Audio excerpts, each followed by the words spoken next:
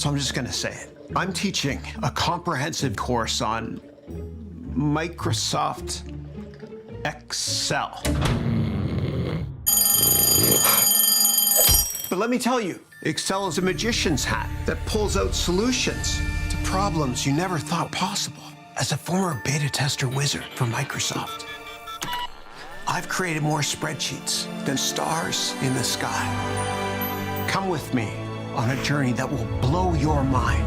We're going back to a time when accounting was done with, well, sand. This is 5,000 years ago when the ancient Mesopotamians ruled the world, and clay tablets were the ultimate tech. They invented writing and spreadsheets before spreadsheets even existed, with wedge-shaped writing called cuneiform pressed into clay tablets. They tracked their trades, taxes, and loans like it was nobody's business. Ugh!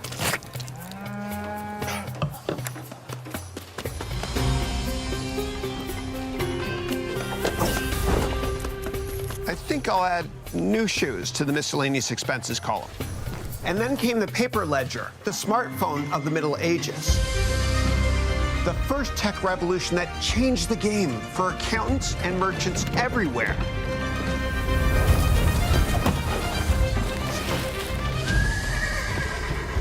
It allowed them to record several hundred financial transactions per day, a step up from clay tablets.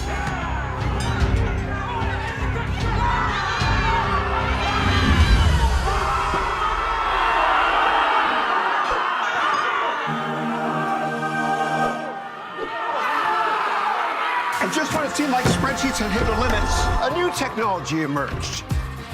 Computers with raw power at your fingertips. Programs like VisiCalc and Lotus 123 allowed for thousands of calculations per day. But with great power comes great responsibility.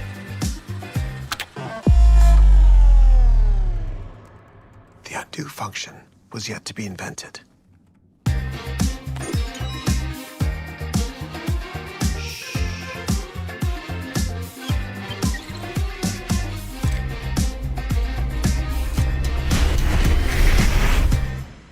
And today, Excel can do billions of calculations per day. So next time you open up the app, remember the journey it took to get here. And who knows where we'll go from here. Join me and unlock your full potential to wield thousands of years of history like a true wizard. Welcome to our 261st weekly webcast. Now, if this is the first time you're joining us, welcome. If you've been with us before, welcome back. And so the way this call works is this is like on Reddit. It's like an AMA, ask me anything. You can ask me business questions, career questions, investing questions, any questions you want to. And my humble goal is to help you take your career, pardon me, or your business or your investment portfolio to the next level. Now, I noticed there are a number of questions this morning on investing, valuation, etc., and how to come up with target prices for companies. And so at the last minute, I put this together here. And what I'm going to do is I'm going to teach you about how to value a company, how to forecast financial statements, and how to come up with target prices. So here's what I'm going to do. I'm going to kick it off with a very quick discussion on how the income statement works. And I'm going to teach this in a brand new way, a way you've never seen before, so it's easy to remember. Then I'll quickly talk about the balance sheet. That's 2. Then I'll move on to the cash flow statement, and then I'll tie it up here with target prices, meaning how to value companies. And these are questions from Owen and I think 1 or 2 other people as well. So what I'll do first is I'm going to kick it off with the income statement. Now, the way that you value a company is you value it based on how much cash it's going to make in the long run.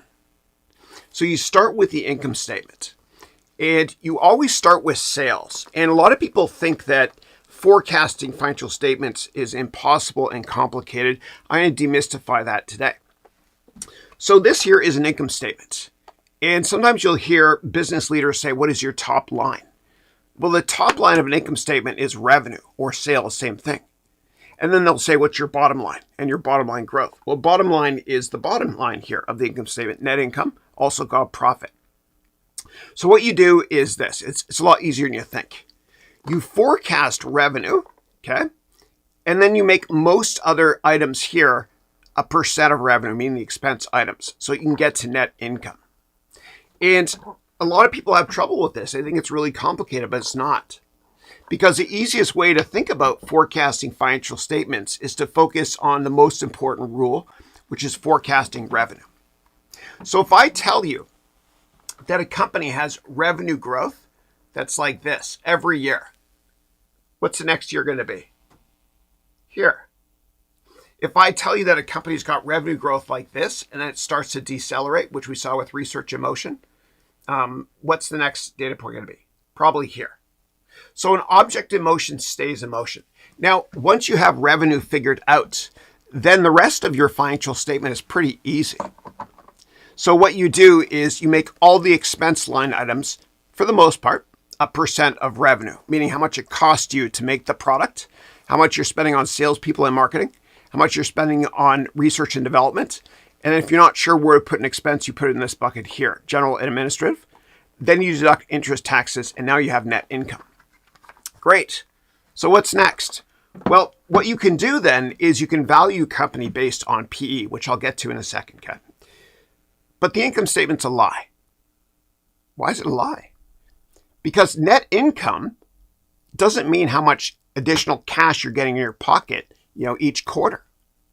Because there's a lot of non-cash expense items on the income statement, like depreciation, etc.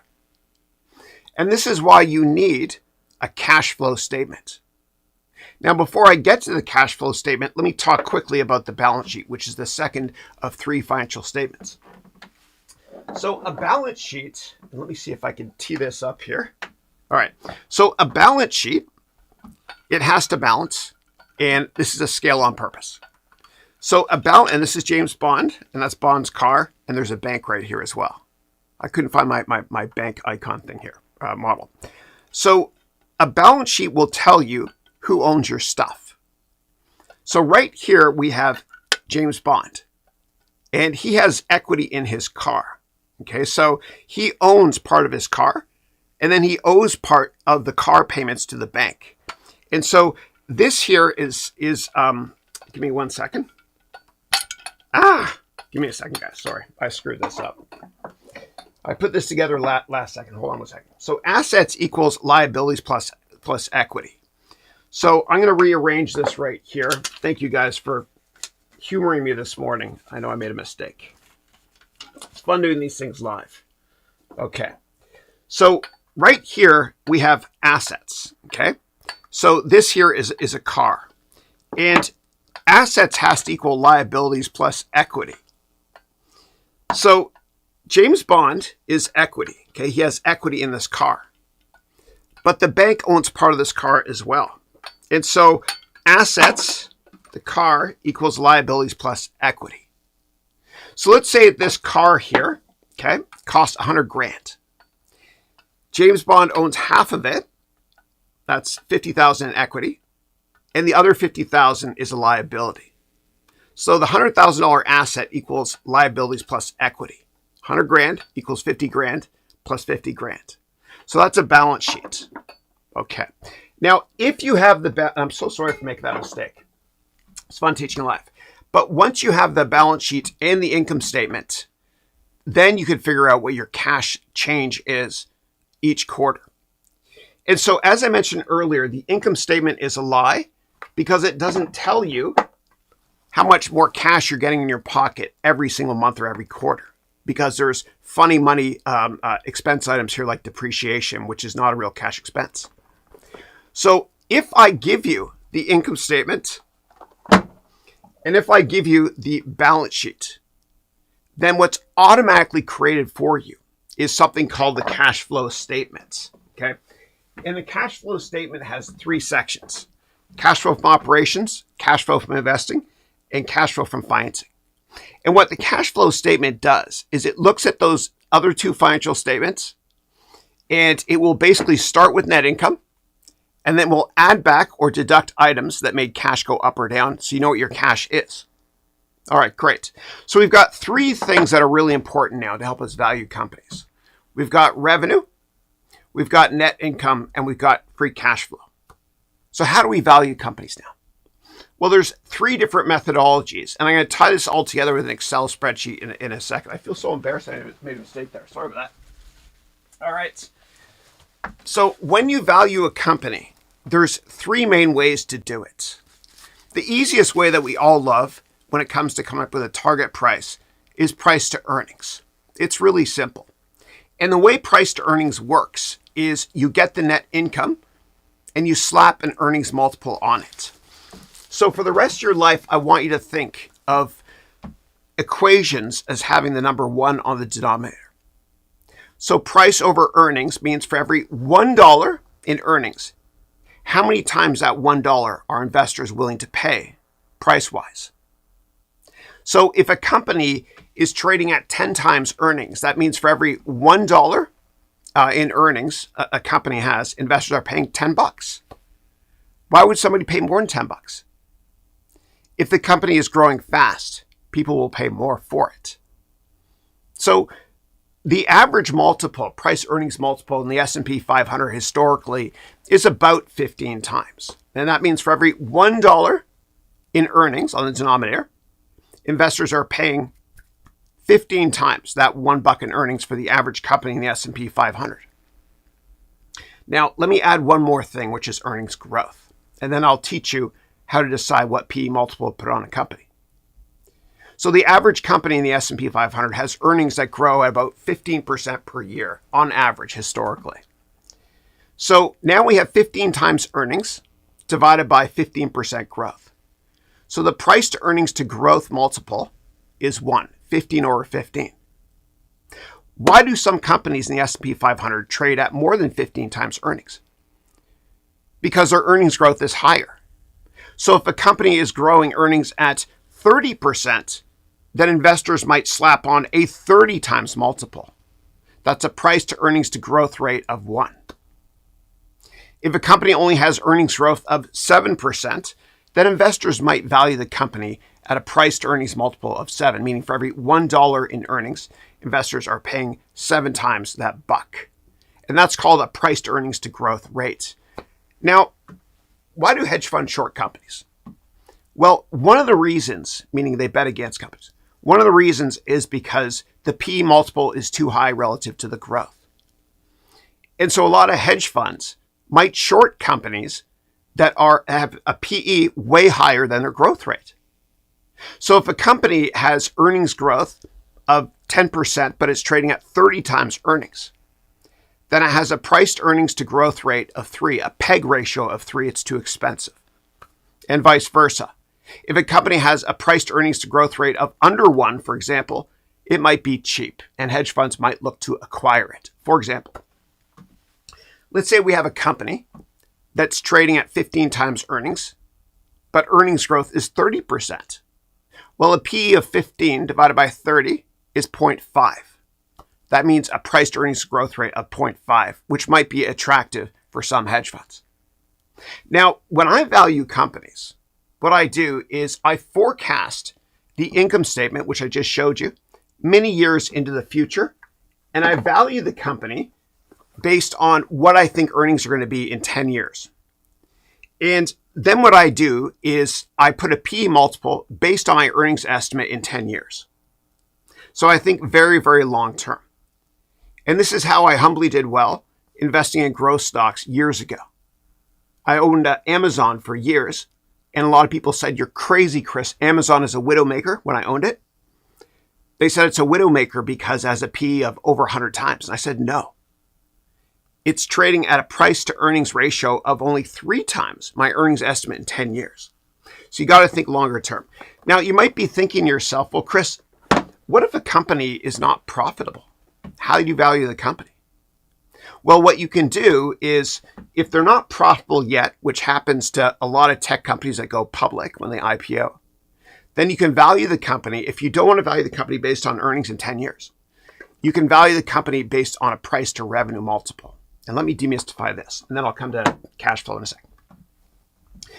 So when you value a company based on a price to revenue multiple, it's similar to price to earnings, except it's price over revenue, meaning for every $1 in revenue on the denominator, how many times that $1 are investors willing to pay for revenue? And it's all based on the sector and the growth rates and the market we're in. So I'll give you an example. In the summer of 2012, I invested in 3 cloud-based software companies that IPO'd. I met with the CEOs of all 3 of these companies. Splunk, ticker SPLK, which got acquired by Cisco last year. ServiceNow, ticker NOW. And then Workday, ticker WDAY. So that was the summer of 2012. And at that point in time, those companies weren't really profitable when they went public. But the going rate for cloud-based software companies like these at that point in time was between 15 and 20 times revenue. Meaning for every $1 in revenue they had, investors were paying 15 to 20 times for the company. And so that's how you value a company that's not yet profitable. The last thing I want to show you and talk about before I take more of your questions, please keep typing them, is how to come up with a target price when it comes to forecasting cash flow. Now, remember earlier how I mentioned that when you look at the income statement's a lie because net income isn't cash. So what you have to do is, if you're given the balance sheet and the income statement, what's automatically created for you is a cash flow statement. And from the cash flow statement, you get free cash flow. And so what you can do is you can take the cash that the company's going to make every single year between now and infinity and discount that back into present value to figure out what the value of the company is. And that's called discounted cash flow. Last thing I'll say on DCF or discounted cash flow is I don't like it because there's so many inputs, garbage in, garbage out. And also, people usually forecast 10 years of free cash flow. And then between years 11 and infinity, they create what's called a terminal value, which becomes 95% usually of the valuation of the company when you discount it. So the reason I mentioned 3 different target prices is because one of your 3 methodologies is going to be wrong. And when investment bankers take companies public, what they do is they have the trading floors at the sell-side firms they work at, talk to the investors and tell them what the valuation of the company going public is using 3 different metrics. And they usually do that because, and I like to value companies with a couple different methodologies, because one of my methodologies is usually going to be way off. I don't know which one, usually DCF, but I don't know which one. But if you take an average target price of all 3, meaning price to earnings, price to revenue, and discounted cash flow, then it minimizes your margin of error. Okay, great. And I'm so sorry about making that mistake. I threw this together this morning. I'm going to talk about this really quickly because I'm going to confuse people, and I do apologize profusely for this. Okay, so a balance sheet, okay, you've got assets on one side, okay, so, and they have to balance. So this car is an asset, and it costs $100,000. And who owns that asset? Well, it's usually a person, meaning equity. Somebody has equity in something, and a bank.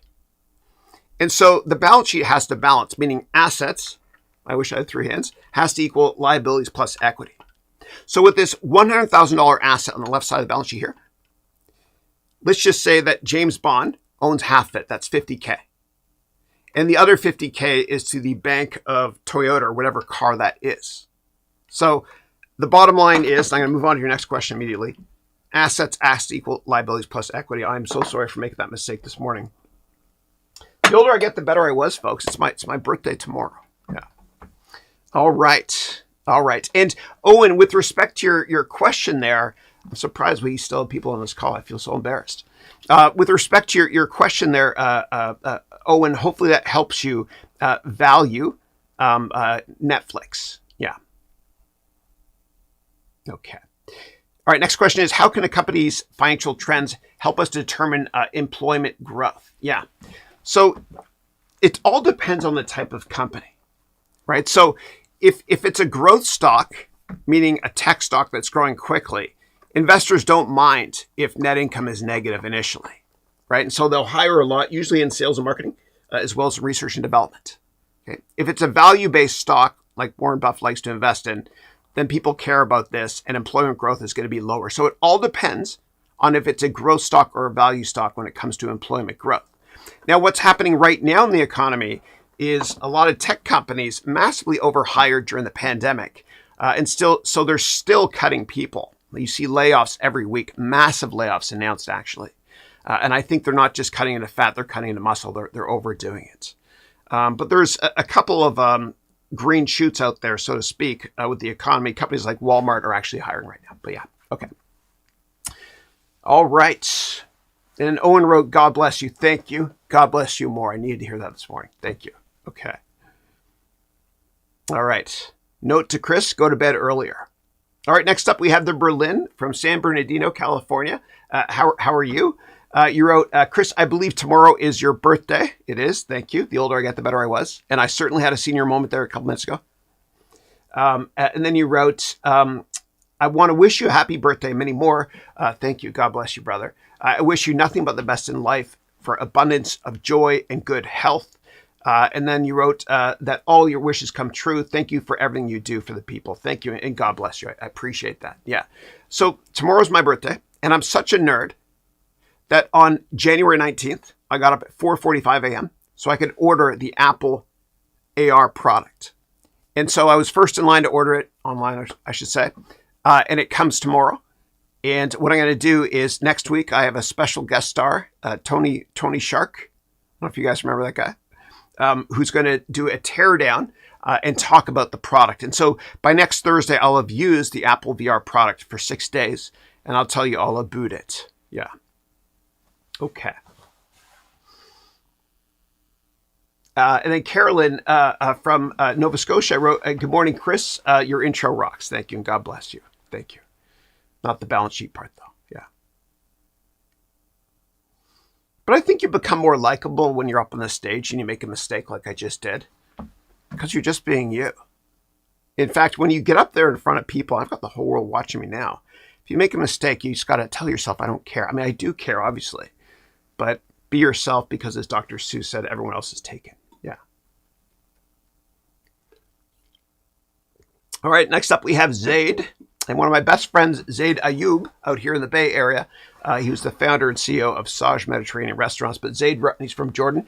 Zaid wrote, hey, Chris, how do you evaluate EBIDTA company for a bootstrap company? Yeah, so what I want you to do is think of EBITDA as being like price to earnings. Okay, so enterprise value, okay, is the price of the company, and earnings is EBITDA.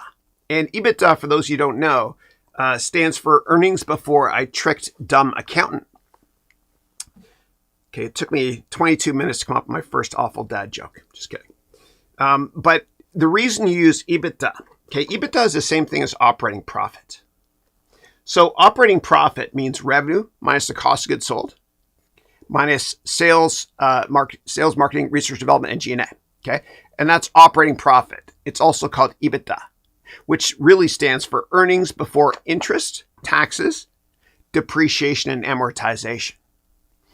And the reason we use that quite often, especially for startups, is, well, they're not going to be making money yet anyway, right? So there's really no taxes to pay.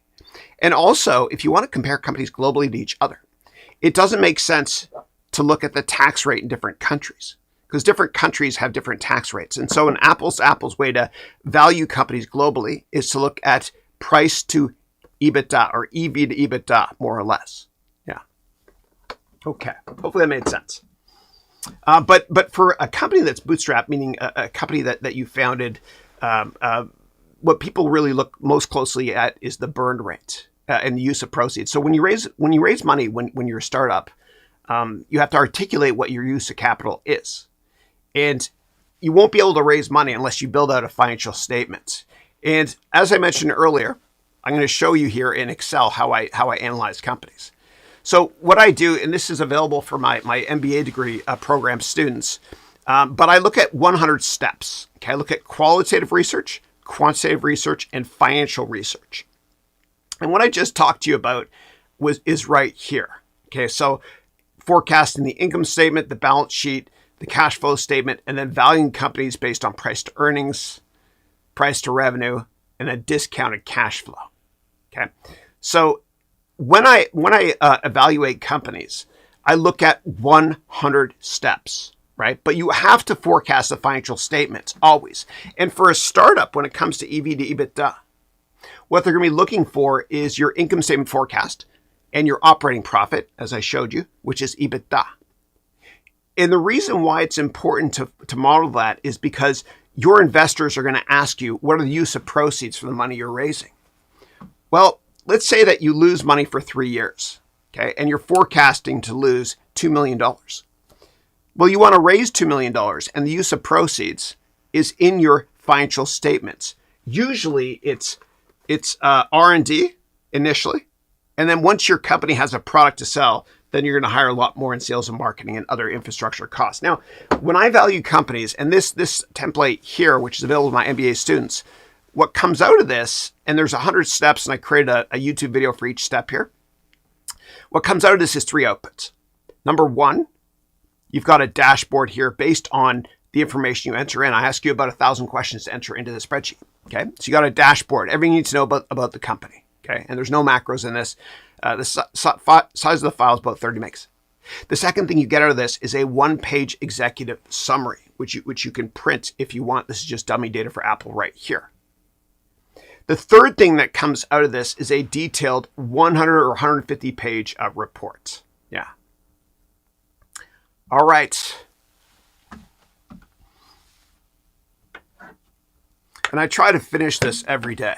It's so hard to do, but I'm trying to stay healthy in my old age here. I'm never retiring. All right, next up, Devon. Devon wrote, hey, Chris, I'm really enjoying the Gold MBA. Thank you. It's great. Thanks for your time and effort to educate us. Thank you so much. And we start our 8th one-year Gold and Platinum MBA program this past Monday. The class is unbelievable. We have lawyers, PhD students, a global class. About 20% actually is from Canada, which is more than usual, but I love it. My people, Montreal. Yeah. And you might be thinking, why am I wearing this shirt? A couple reasons. Black History Month is February. Say it's February 1st. Also, I went to school in Montreal, and my son Matthew just got into McGill University, where I went for undergrad. He might go there, although he's got accepted to every university so far. So hopefully he goes to McGill. We'll see. Now, Jackie Robinson broke the color barrier, and he used to play in the minor leagues for Montreal before he joined the Brooklyn Dodgers. I'm not sure if I'm supposed to wear it like this or like this. Am I supposed to wear an undershirt under this? I don't know. Let me know, please. Yeah.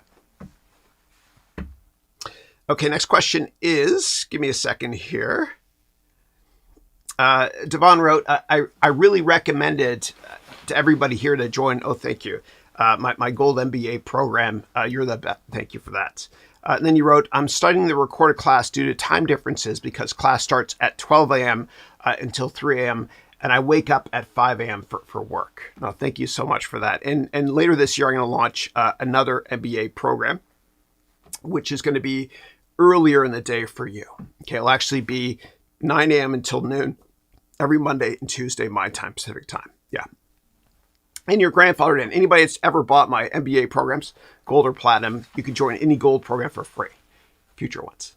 Okay. And quick side note, I'm working hard also on creating a real estate elective. And for electives, always go to the last lecture of your Silver, Gold, or Platinum MBA degree program. And the real estate elective will hopefully come out this fall. Yeah. All right. All right, next up, we got Alex. Hey, Alex. And my nephew name's Alex. You wrote, hi, Chris. Hey, are you familiar with CBV, Chartered Business Valuators credentials? Does it carry much weight on a resume interviewing in the M&A field? Thanks. Yeah, I've never heard of that designation before. What I think might be the best education to get is not an MBA, but when it comes to finance, is get a CFA, that Certified Financial Analyst designation. Yeah, and it's a 3-year exam, and there's no classes. They just give you a bunch of books to read, and you write one exam each year for 3 years. Don't buy the books, though, because they're bloody expensive. What I want you to do is go to eBay and spend $30 on Schweizer books, which are made by Kaplan, which is owned by the Washington Post. And these books made by Schweizer for CFA are really small, and they tell you just what you need to know so you can work smarter, not harder. Yeah, and that's what I did years ago. Yeah. And I remember when I wrote level 1, it was right after 9/11. And we all went to, I was in Manhattan, I saw it all. 9/11 was awful, but we went to New Jersey and we're in a massive ice rink. And before we started writing the exam, we all had to stand up. And they read a list of CFA charter holders that died on 9/11. God bless them. The list was so long. Yeah, it was eerie. Yeah. All right. Next up, Manas wrote, hey, Manas from India, how are you? Manas, by the way, buddy, so tomorrow's my birthday. And so my wife always asks me, what do you want to do on your birthday? And every year I say, I just want family. I just want Christine and my 3 boys to go out to dinner at Saffron, my favorite Indian restaurant. And I order 3 of the Bollywood dosas. They're so good. Dosa is the best food ever invented. Blue's my favorite color, as you can tell here. Yeah. All right. So Manas wrote, good morning, my dear mentor, Chris, please. You look dope. Thank you. And I learned that word from my kids. They told me not to say groovy anymore. And then you wrote, I'm going to watch replay later for sure. See you next week and forever. God bless you, brother. Thank you.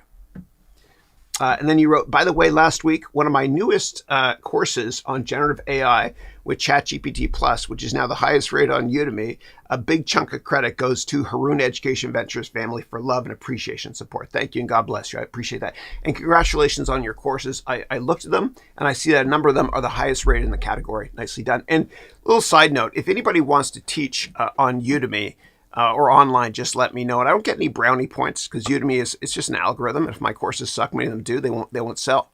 But everybody has something to teach, and it's the best side hustle on the planet. You have something to teach, all of you, I promise you. Even Ninja, my kids play this game Fortnite, which is a ridiculous game, but Ninja is a dude that makes millions of dollars streaming Fortnite, and he started teaching on Udemy actually years ago on how to use Twitch, which we all know is a company owned by Amazon. But everybody has something to teach, and when one teaches, 2 learn. And those who can't teach. And those who can't teach gym class. And I suck at sports. You're all out of luck. I'm just kidding. I love teachers. They're great. Yeah. I can't but they can. Okay. Next up, Robert. Hey, Robert wrote, would you differentiate the PE approach? Is that more growth or value or both? Yeah. It all depends on the type of investor. So there's 2 classes of investors. You're one or the other. And this is crucial to understand. You're either a growth investor, meaning you like to buy companies that look expensive, but are growing quickly. Or you're a value investor like Warren Buffett, where you buy companies that aren't growing fast, but are cheap on a PE basis usually. And on a cash flow basis, they're cheap. And usually on a price to book value, they're cheap. You're one or the other. What's deadly, and don't ever make this mistake, please, I say this with love in my heart, is investing in a company where you don't know if it's growth or value. Because investors are usually either growth, they like to buy stuff growing quickly, like tech stocks, or they're value, like Warren Buffett, but they're not in between. And every growth stock, usually, because of the law of large numbers, like big companies can't grow. Like the U.S. economy is a big country. It'll never grow more than a couple percent GDP-wise, which is revenue for the country. But every growth stock eventually gets the law of large numbers and can't grow anymore. And so what happens is this. Growth investors don't want to buy it because it's not growing anymore. But value investors don't want to buy it because it's still expensive. And so it's not a growth stock. It's not a value stock. It's stuck in investment purgatory in the middle. And that transition from growth to value can literally take 10 years, and nobody buys a stock in those 10 years. It's a trap. Like in Star Wars, it's a trap. Now, what makes a company go from growth to value faster is if an activist investor, like Carl Icahn, for example, looks at the company and says, oh my gosh, nobody wants to own it. I think what I'll do is I'll buy a big stake and get on the board, and I'll break the company up, or I'll cut expenses, and I'll make it a value company. Now, a classic example of this, the best case study ever, is with eBay. So years ago, eBay bought PayPal. And eBay, growth investors loved the PayPal side of eBay because it was growing quickly. Online payments is the future.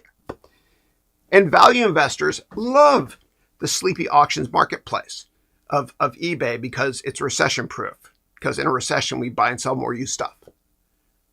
But value investors hated the PayPal side of it, and growth investors hated the auction side of it. And so eBay stock was down a lot. And so what Carl Icahn did, again, he's an activist hedge fund investor, is he bought a big position in the company. And when you do that, you can get a board seat. So he got a board seat and he got rid of part of the management team. And then he split eBay into two companies, PayPal, which growth investors loved, and the eBay marketplace business, auctions, which value investors loved. And these two stocks, PayPal and core eBay, went up a lot and were worth more than the company when it was on its own. Yeah, so you got to be careful and really understand if a company is a growth company or a value company. Yeah, and many people start out when they're younger as value investors, because theoretically speaking, in school and university, they teach you, buy stuff with a low PE. Then you might learn a little bit more about yourself and investing, and you might transition to a growth investor. So I was a value investor when I was at McGill University 8 million years ago. I graduated in 1994. Then I worked in the tech industry and I became a growth investor. And I'm more of a growth investor now. Yeah. All right. Yeah. So, yeah. But you're with growth stocks, it's all based on the earnings growth rate of the company. Yeah. And the magic number is a PEG ratio of 1.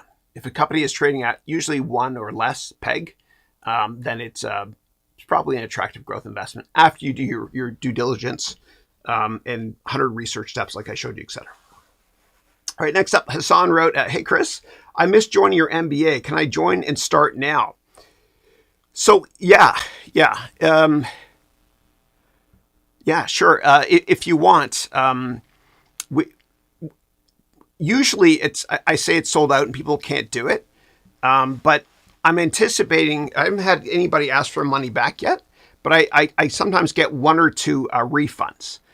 So you can join now if you want to. You can go here to harounmba.com/FAQ and then just read about the programs here.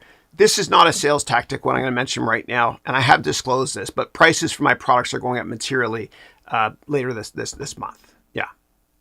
Okay. All right. But I'd love to have you. Yeah, sure. Okay. I can never say no. All right. Next up, Manas wrote, my mentor, how does a PE ratio work if there's a fintech company in India called Paytm, which is the Indian version of PayPal? Its PE is 45. What does that mean? Yeah. So what that means is this. For every $1, okay, for every $1 in earnings, investors are paying 45 times that $1. And that probably means that the company is growing quickly, or sophisticated investors think that earnings in the future are going to be much higher. So for sophisticated investors, I don't know that company at all, but sophisticated growth investors might think, hey, it's not trading at 45 times earnings. It's really trading at 4 times my earnings estimate in like 10 years. Yeah. And that's why you always have to forecast financial statements and never rely on anybody to tell you what to buy, including me. I want you to all do your own work. And in my MBA program, I provide you with all the tools and templates you need so that you can decide. I teach you how to fish instead of providing you with a fish. Okay.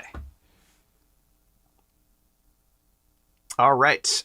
Next up, Devon wrote, happy birthday in advance, Chris. Thank you. And then you wrote, God bless you with lots of happiness and success in your life. God bless you more and thank you. And Manas wrote, thank you and God bless you forever and ever. And I love the emojis. God bless you. And yeah, namaste. Thank you. And then you wrote, you're now 51 years younger than ever. You know what, dude? The average age for somebody starting a company in the United States is now 52. And there are many people on this webcast that will make it to 150. That's right. Between the 1950s and today, the average life expectancy is 26 years higher. So I'm turning 26, I think, on February 2nd. Yeah. All right. I will get more sleep next week, I promise you. Okay. I actually stayed up late watching a movie on BlackBerry, Research in Motion, and I loved it. I loved it. And that's a great Canadian company. And what usually happens with technology companies, speaking of growth and value, is once a technology company starts becoming a little bit less relevant, it's game over. Turnarounds do not work in tech, except for maybe one per decade, like Apple, for example, last decade or whatever it was, and then IBM back in the 1990s. Remember that. Whenever a technology company like BlackBerry, Yahoo, whatever, starts becoming a little bit less relevant, even a little bit, it's game over. Yeah. And what that means when they're becoming a little bit less relevant is sophisticated investors are looking at the earnings growth rate, seeing that it's slowing materially. Yeah. Okay. And then Kailash, first time I see you on the call. Welcome. I hope you join us again. Wrote here, how do you improve and learn spoken English? My native is Hindi. Yeah. So I would say, as Tony Robbins says, repetition is the mother of all skills. Surround yourself with people that are also learning English. What you can also do is this. Whenever you watch YouTube videos or movies online, turn on closed captions. Always, always, always. Or what you can do is this. Watch your favorite movies that are in Hindi. Okay, and there's tons of them in Bollywood. And turn on English closed captions. That might help as well. It's a fun way to learn. Yeah. Okay. Give me 1 second here. Okay. Next up, Devon wrote, hey, Chris, when projecting PAT growth in percent, PAT. I don't know what PAT is. Let me know what that means. That's not patent? I'm not sure what you mean by that, PAT. You wrote, which is better? Is it CAGR growth of past years or weighted average growth? Yeah. CAGR is a compound annual growth rate. Yeah. Let me know what you mean by PAT. Thanks. Okay. Sardor wrote, happy birthday. Wish you all the best. I'm finally your MBA degree student. Awesome. Thank you and welcome. Okay. All right. Next up, we have Hilda, who also joined my MBA program that started this past Monday. Wrote, happy birthday, Chris. I wish you above all things, you may prosper and be in good health. May God bless you and your family. Thank you very much. Thank you. Thank you. And I'd like to ask you all to pray for a good friend of mine named Gary. Thank you. Okay. Next up, Maureen wrote, happy birthday, pre-birthday, Chris. God bless you. God bless you more. Thank you. Thank you. All right. Next up, we have Vic, who subscribed to my channel as a channel member. Thank you for that. Appreciate it. That's why I got that logo there. Wrote, hey, Chris, happy birthday. Thank you. Cheers to your best year ever coming up. Question. Thank you so much. Thank you. Then you wrote, what do you think Apple's new VR product will be on Apple's earnings and valuation relative to flat iPhone sales? Yeah, Apple needs to do something. This is their first new product in like 10 or 15 years. So I don't think it's going to move the needle. It's not going to be accretive to earnings. If anything, it might hurt earnings initially. I know it's an expensive product, but it's not going to move the bottom line at all. Even if you look at Facebook, Facebook made a big mistake rebranding the company as Meta. It's a big play on the metaverse. But there's only 20 million Oculus devices that have been sold. And metaverse is spelled MEH, metaverse. But Facebook had to do that. They had to call themselves something else because they know eventually the government's going to break the company up into several different companies. Facebook, Instagram, WhatsApp, etc. The same thing with Google. Google's not dumb. They know that the government's going to break them up eventually. That's why they rebranded themselves as Alphabet. Because Google owns the two biggest search engines in the world, Google and YouTube. And it's ridiculous that the government has not broken them up yet. Competition's good for the consumer. Yeah. All right. And then you wrote, let me see here. Brandon wrote, happy birthday, Chris. Thank you, Brandon. Appreciate it. Next up, yes, I don't think, Vic, that the VR product is going to do much for earnings. Yeah. This is just a test for Apple. It's kind of like Gen 1 of the iPod, but worse. There's a lot of issues with it. And I watched my favorite vlogger, Marquise Brownlee. He unboxed the product and talked about it in detail. He said it's really heavy on your head. It's like the weight of an iPad on your head.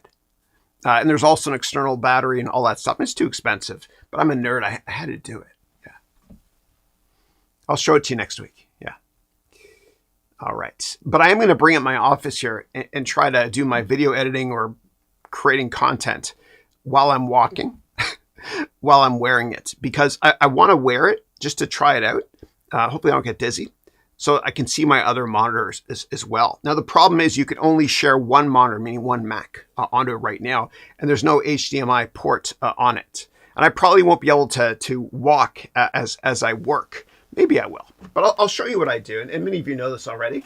What I do is I get 20 or 30,000 steps a day by walking on this $300 treadmill I've got here, down here. And I bring my desk up as well so I can type.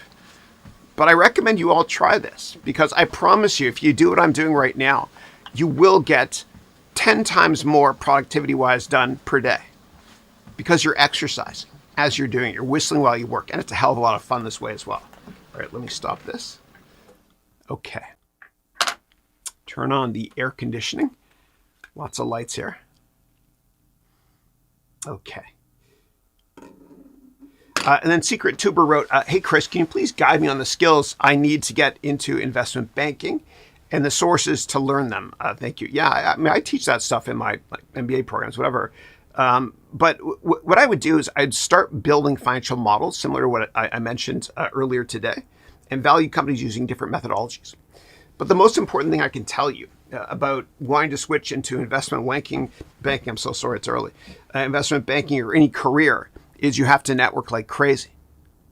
Because every time you see a job opening online, you literally have a 1 in 250 chance of getting that job. Who gets the job? It's somebody that knows someone at the company.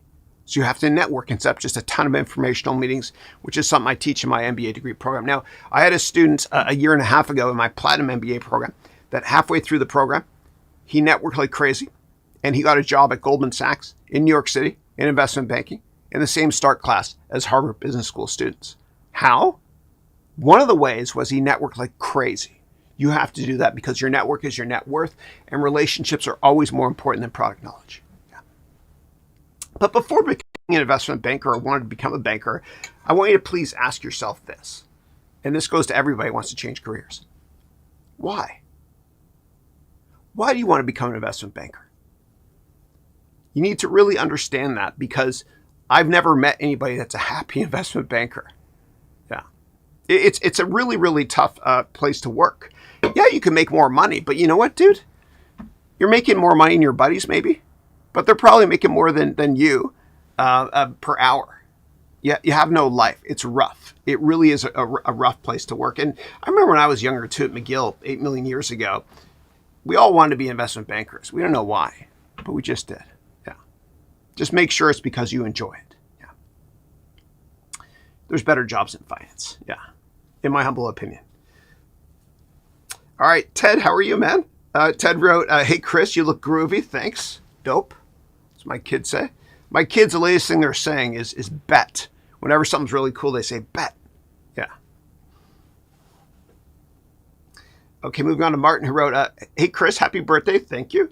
And then you wrote, I'm really impressed by the amount you put into these classes. It really takes a lot of passion to get all those demonstration objects together. No, thank you so much. I appreciate it. And what I do every week when I prepare for this call is I come to my studio around 7:30, 7:45 a.m., 15 or 30 minutes before we start. And I go through the questions quickly. And if there's something I can use props for, I set it up.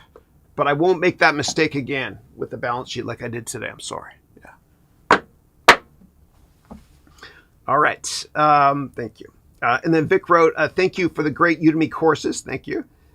Which recently introduced me to your teaching. Much appreciated. Thank you for that. Appreciate it. And by the way, I create this video series on my YouTube channel where I teach people about finance and investing by analyzing movies and TV shows like Billions.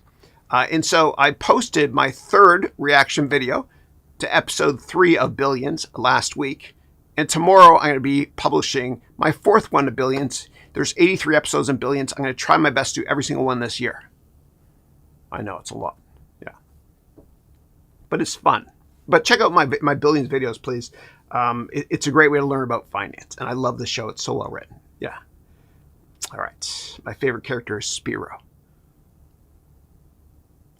Okay, next up, Armin. Hey, Armin.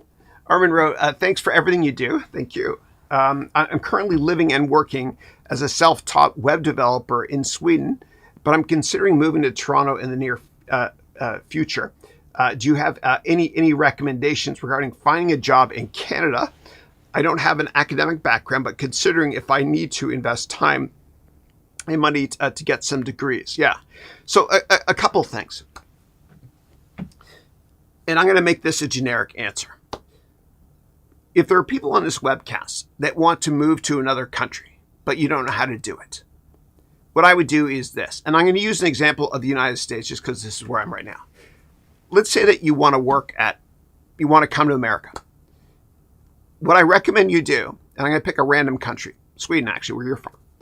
What I recommend doing is work at Microsoft in Sweden, for example, for 5 or 10 years. Work very hard. Network like crazy, internally find Yodas, mentors, etc. And what will happen eventually is you'll get promoted a couple of times. And then once you get to more senior level, like vice president or above, within 10 years or so, which is doable, then what companies usually do is they try to relocate you to the mothership, meaning their headquarters in Redmond, Washington State, the Northwest of the United States. And these big companies, they have massive, massive budgets. And they spend a fortune on legal fees as well. And if you're good and you work hard, they will find a way to relocate you. Yeah. And when I worked at Goldman 8 million years ago, they hired lawyers as well that helped me get my green card and all that stuff. Actually, quick story. When I was at Goldman back right before 9/11, they had a lawyer help me to get my green card. The lawyer was working on my green card and other people I worked with. Everybody on my team got the green card right away, but not me, because 9/11 took place and I was on the no-fly list. I guess because my last name, which I'm very proud of. So it actually took me until 2007 to get my green card. Yeah, took years. And when I went through the interview with Immigration Services in the United States, they had a big file on me, man. Like, I was impressed the amount of stuff that they knew about me, right? So anyway, but I will say I remember thinking at the time back in 01, this is BS, this is stereotyping, but I try to make the best of it. Like, I would go to LaGuardia, the airport in New York City, and there'd be crazy long lineups after 9/11, and I was able to go to the front of the line. You know, and I said I'm on this list, and they were like, okay, no problem. Do you want a man or a woman to search? Women, of course. Yeah, too much information, sorry. But no, they gave me an extra search, whatever, pat down, all that stuff, and then I got to go just hang out in the first class lounge or whatever it was for a while other people were waiting to get in. Oh my God, I talk a lot. Okay.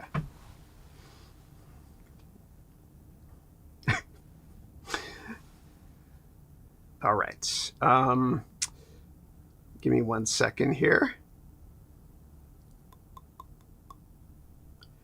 Yeah, but if you're interested in moving to another country, getting a job in a different sector, what I recommend doing is just set up a ton of informational meetings. And I teach that in the first semester of my silver, gold, and platinum MBA degree program, how to network on steroids. Your network is your net worth. Yeah. All right. Next question is, should I go to college, university, and all that stuff? Yeah. Yeah. So when it comes to university, again, I would always ask yourself, similar to getting a job at another company or another sector, why do you want to get that degree? If it's because you want to switch careers, then before getting that degree, set up 100 informational meetings and try to change careers. If after all 100 informational meetings you can't change careers, then by all means, go back to university. And I want you to think of each meeting, all 100 meetings, as saving you $1,000. Because 100 times 1,000, 100 meetings times $1,000 is 100 grand. And that's how much, a traditional university degree costs, MBA, etc. Yeah, from a traditional school. Yeah. All right. And if you guys want, on my website, I don't do this as much as I used to. People criticize me for overdoing it. But if you want, go to harounmba.com. And at the bottom, you can download this book here called Networking to Get Customers, a Job, or Anything You Want. Yeah, it's a couple hundred pages with YouTube videos, which will help you in networking. It's a good intro, but my MBA program, of course, teaches it in much more detail. Okay. All right. Next up, Now Fell wrote, hey, Mr. Chris, a big fan from Kerala, India. Thank you. God bless you. Thank you. And then SS wrote, hey, Chris, happy upcoming birthday. Thank you. I wish you good luck in staying healthy. Thank you. I appreciate that. Thank you. Okay. All right, next question is from Devon, which is, if a company has a 10-year CAGR growth of 11%, at compound annual growth, 11%, and its PE is 82, what PE can we project for next year? I meant, PAT, you wrote, meant profit after tax. My bad, it should be net income. No problem, yeah. So I tend to look at what earnings growth is going to be between years 4 and 5 or between years 9 and 10. And the reason why I do that is because I like to value companies based on my earnings estimates many years in the future. So I'll give you an example. Let's say that I have a company that I think is going to have $1.20 in earnings, meaning net income per share. The company's going to have $1.20 in earnings in year 5. And year 4, it's $1. That's how we say in Canada, it's dollar, not dollar Americans. So the difference between $1 in earnings in year 4 and $1.20 in earnings in year 5, that's 20% growth. So I'll probably value the company at 20 times my earnings estimate in year 5. Alexa, what's $1.20? Alexa, what's $1.20 times 20? 20 times 20 is 400. Alexa, what is $1.20 times 20? $1.20 multiplied by 20 is 1,220 cents. 1,220 cents. 1,220. Okay. Dude, I didn't get much sleep last night, and Alexa and I were frenemies, okay? So what I'm going to do is I'm going to go right here. All right, so again, if I have a company that has a buck in earnings in year 4 and $1.20 in earnings in year 5, that's 20% earnings growth. So I'm going to value the company based on 20 times, okay, it's a peg of 1, 20 times $1.20. So 1.2 times 20. So my target price is going to be $24 or 2,440 pennies, as ALEXA said. And that assumes a peg ratio of 1. If that didn't make sense, let me know. Thank you. All right. And then Nowfell wrote, I've done your AI course, MBA course, finance courses. Thanks and happy birthday, dear. Thank you and God bless you. Thank you. Okay. Next up, Martin wrote, hey, Chris, hey, what is the best way for a person/founder from a non-financial background to build their financial intelligence? Yeah.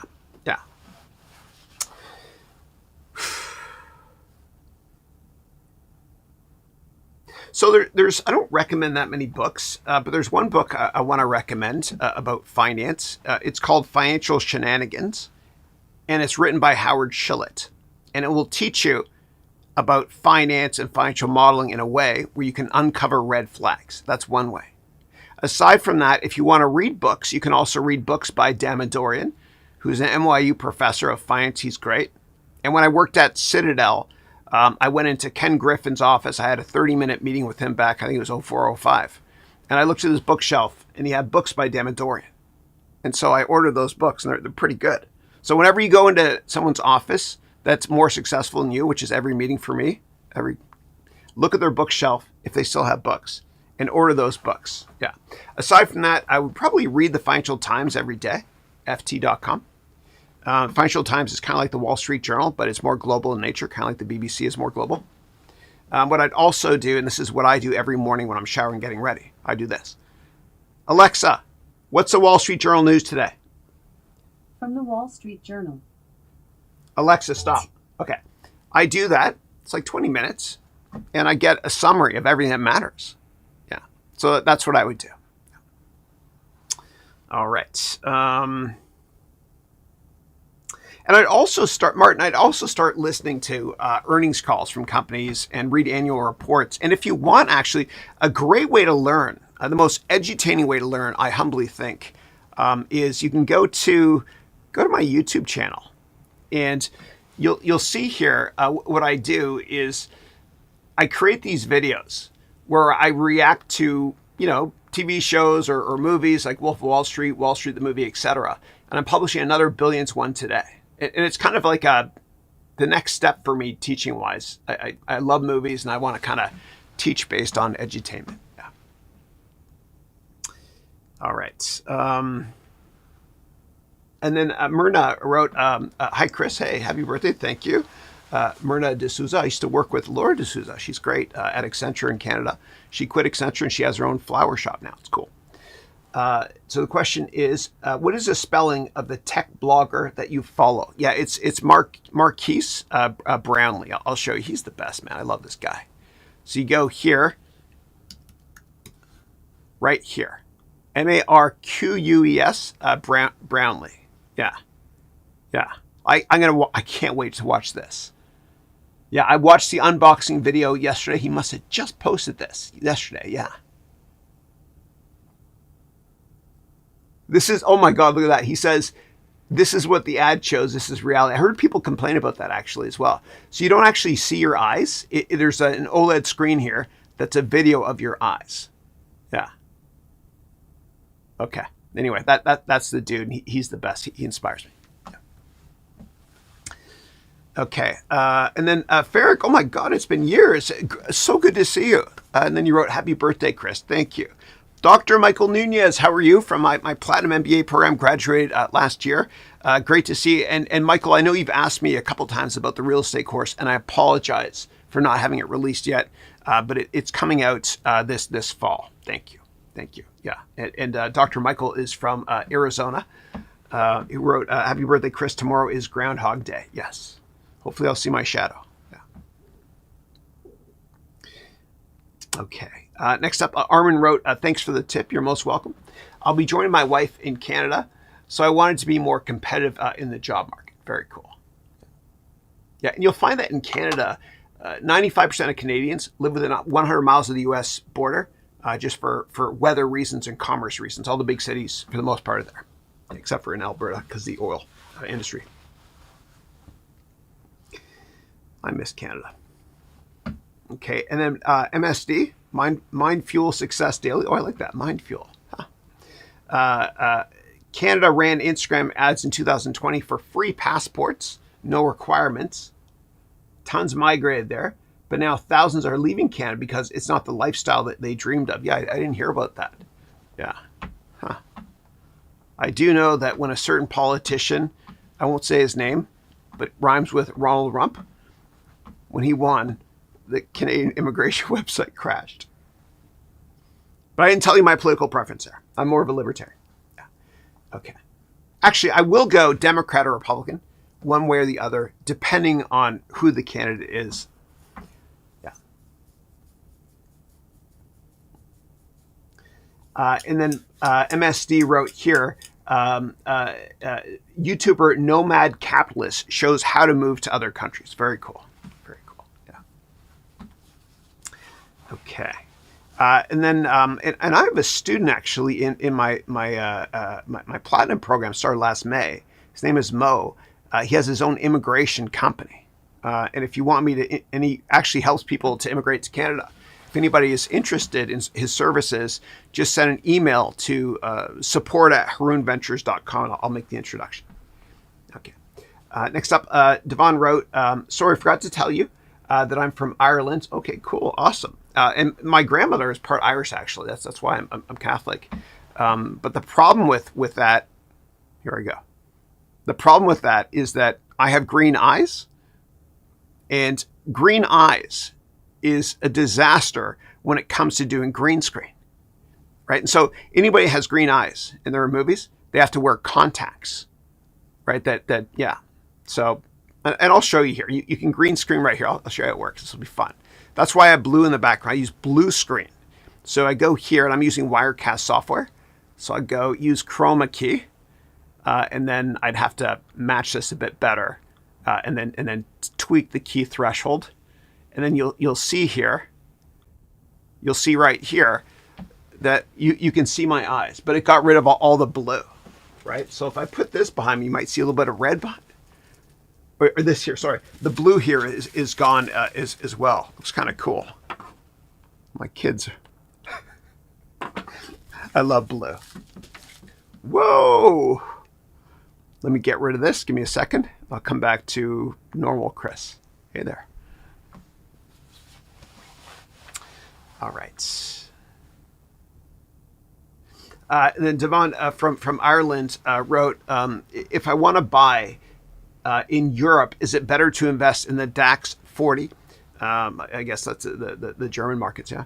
The Eurostock 600 or the S&P 500 ETF, what is better? I'll leave it up to you, but if you're going to invest in ETFs, make sure that number one, they're very liquid, meaning you can get in and out if need be.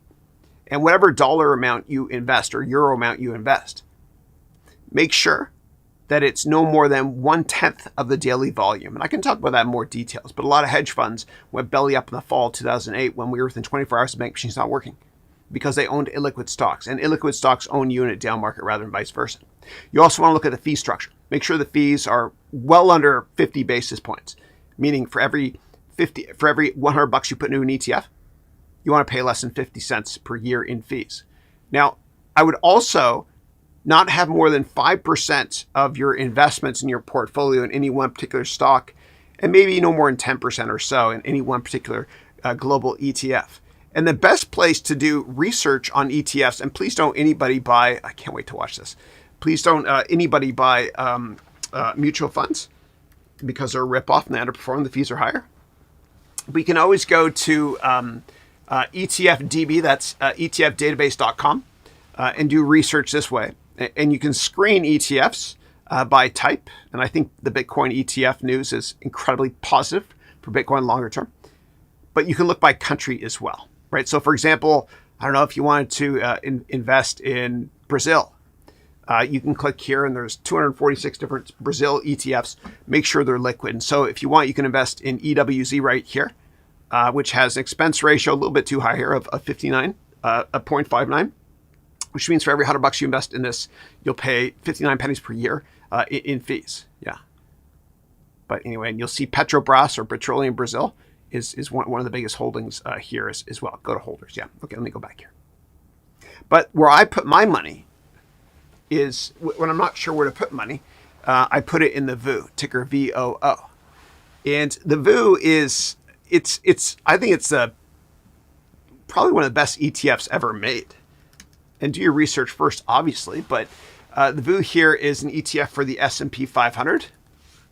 And it's got really, really low fees, and it's created by the best ETF company in history, Vanguard. Yeah. Yeah. And so the fees here are minimal. It's because it trades a lot. It's liquid like water. But for every $100 you put in, you're going to pay 3 pennies per year in fees. And this here is basically just the 500 stocks that make up the U.S. markets, right? So it's very, very tech heavy as well, as you can see right here. Oh, wow. It's almost 30% of this index is tech now. Wow. It was 21% like a year or so ago. Huh. All right. Okay. And MSD wrote, blessings, Chris, and a long, healthy life. Thank you. And I'm going to be doing this weekly call forever, man. Yeah. More than 100 years from now, I'm still going to be doing this weekly call. But what I'm going to be doing is we're going to be doing VR-based weekly call. And I experimented with this a little while ago, actually. I actually did this call from the metaverse. So you can always go to mbametaverse.com and watch a replay of that call that I did here. Here it comes. Yeah, we did a case study where we were in the metaverse and we were all walking around here. It's pretty cool. Click here and yeah. And I remember when I did this, oh my God, I laughed so hard because somebody, and we did this with spatial.io. Yeah. I decided not to do that, to launch this as part of the MBA yet. But we had people walking around in the metaverse that's Ryan Reynolds, I guess, there. Where you scan your face, you can upload a picture. But somebody actually uploaded a picture that looked just like me. That was somebody else. And dude, I laughed so hard. Oh my God. Yeah, somebody pretended to be me. It was the funniest thing. Anyway.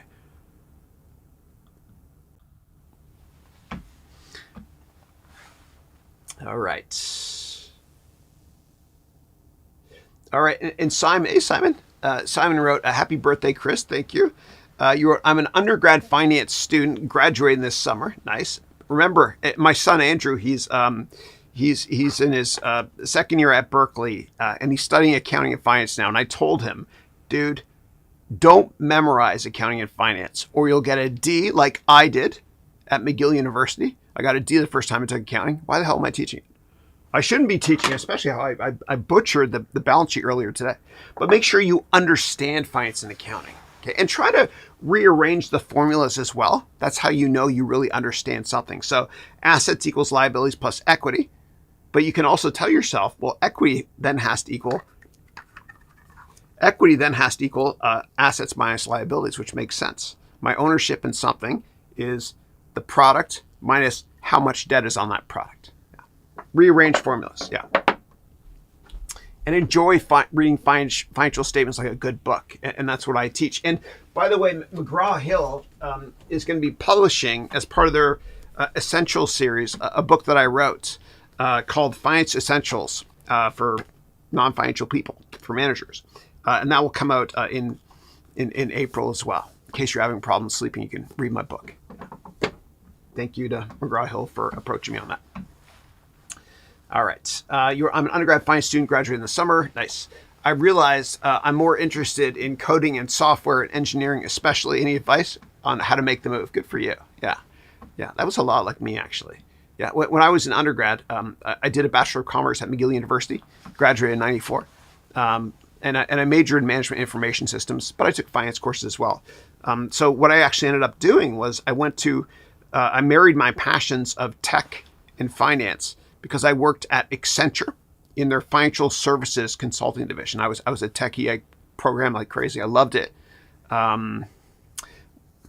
What I would do is I'd probably you can take, like I have a Python course that I just released as part of my MBA program. You can take it, or you can take a better Python course by taking Angela Yu's Python course on Udemy.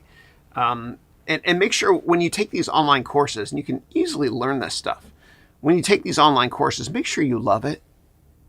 Make sure you enjoy it.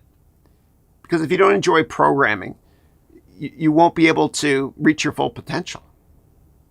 And here in Silicon Valley, when I used to work in venture capital, we used to always say the difference between an average programmer and a great programmer or developer is literally 10x performance-wise. Why are the best developers 10 times more productive? Because they love doing what they're doing. Yeah, make sure you thoroughly enjoy it. You can take online courses. You can learn this stuff quickly. Yeah. And I'd set up a lot of networking meetings too with people that work at tech companies that have something in common with you. And in my MBA program, in the first semester, in the personal growth classes, I teach you how to network on steroids. Yeah. Okay. And actually, you can check out my Excel course if you want to. It's part of my MBA program, where I teach you literally everything, every feature in Excel, every icon, every menu item, everything. Yeah. And how to program too. And the best place to learn programming is to always start with Excel. The reason I say this is because in Excel, you can record macros, and it's object-oriented technology. And when you record these macros, what ultimately happens, like for example, say you hit record in Excel, and you go to a cell, you make it bold, and you put in a chart, then you hit stop recording. What happens is, behind the scenes, code is created for you in Visual Basic, VBA, Visual Basic for Applications. And you can then look at the code and change it that way. And in my Excel course, as part of my MBA program, I teach you programming from scratch, starting with Excel, and then we do Python and other tech programming languages too. But I use a lot of props like I always do to explain object-oriented programming. And here I go. If you meet me in real life, I'm a very tiny person. I know I've used that a lot, but come on, man. I'm turning 52 tomorrow. I can rehash my jokes. Yeah. And I'm at the point now with one of my kids where when I drop him off at his friend's house, I have to kind of stop a little bit before. Yeah. Yeah. And it broke my heart. One of my kids, my youngest one, he asked me to drive him to a movie with his buddies at Hillsdale Mall the other day. And it was a Jason Strong movie that I wanted to see about bees or something. It's pretty cool. And I said, can I come with you? And he said, so I had to drive him there and back. And I even said, but I'll sit at the back by myself. He said, yeah. I think it's because of the awful dad humor. Yeah. All right. I never do that to my dad. All right. All right. Next up, Dennis Ventura.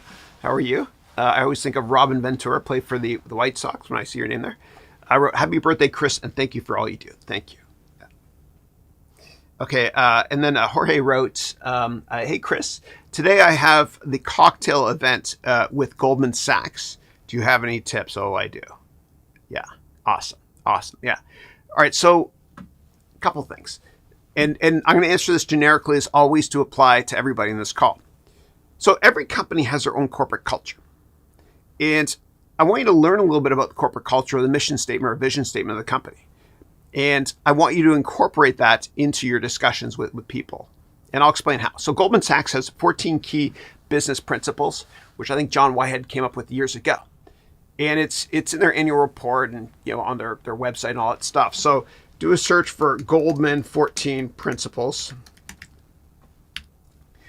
And you're going to see here, yeah, John Whitehead came up with these. That's right. Yeah. So here they are right here. So what I would do is from each of these principles here, right? Look how old this is. There's one or two keywords. So one of them is teamwork. So make sure that you kind of incorporate that strength word when you're talking to people. You're passionate about teamwork. Read through these and just be able to give examples. Integrity. Here's teamwork number 7 here. And that might help you. Yeah. And what I would do is don't try to oversell yourself. I would just, business is about relationships first and product knowledge second. You could throw in those strength words like teamwork, et cetera, and those other 14 principles. But I want you to bond with people. Because what they're ultimately looking for, 75% of all jobs at Goldman Sachs and investment banks are sales oriented. They want somebody that can talk and have a conversation.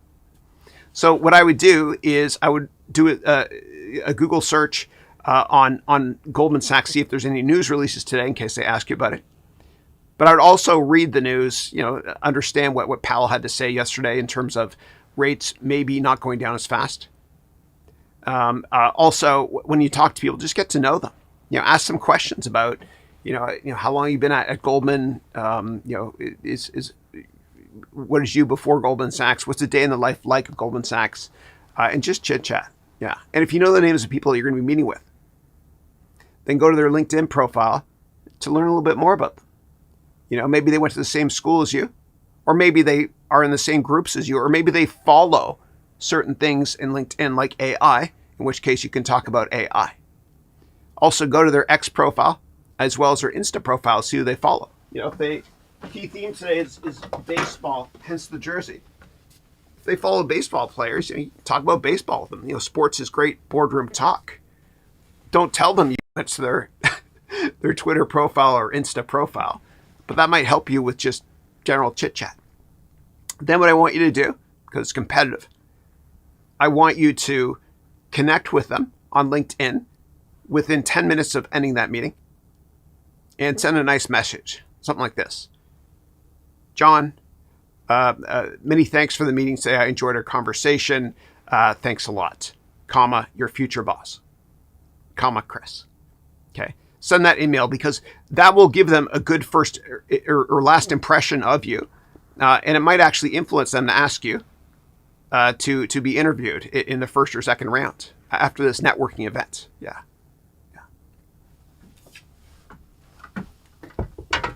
All right. And if you're not sure what to wear to one of these things, what I usually do is this. This is what I did with my Goldman interview too. I wore a suit. I showed up really early just in case. And sometimes I'll overdress, but I'll ask somebody at the front desk, do people wear a tie? If they say no, I take the tie off. And you can always go, and this goes for everybody in this call, regardless of what company you're interviewing for, You can go to the LinkedIn profile of the interview you're interviewing at, meaning people that work there, and the website, go to the EBIDTA section and see what people are wearing, and that will help you understand what to wear. Yeah, but best of luck, man. I hope you kill it. I hope you enjoy it as well. Yeah. All right.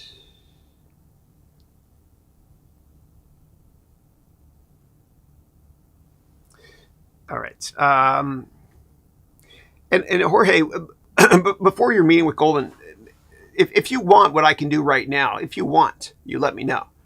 I can go to your LinkedIn profile and just give you tips on how to change it up, because that is your digital footprint. And when you send the thank you email request afterwards, it's important that they have a good first impression of you. Yeah. And then Devon wrote, Chris, in the CFA exams, can we use Excel there or just calculate? No, you can't use Excel. Yeah. I think they let you use a calculator, though. Yeah. Huh. And then, Ted's always got good jokes. Ted wrote here, if the early bird gets the worm, I'll sleep until there's pancakes. Happy birthday. I like that. Dude, I'm going to use that. Thank you. Thank you. Moving on to Taylor J Music.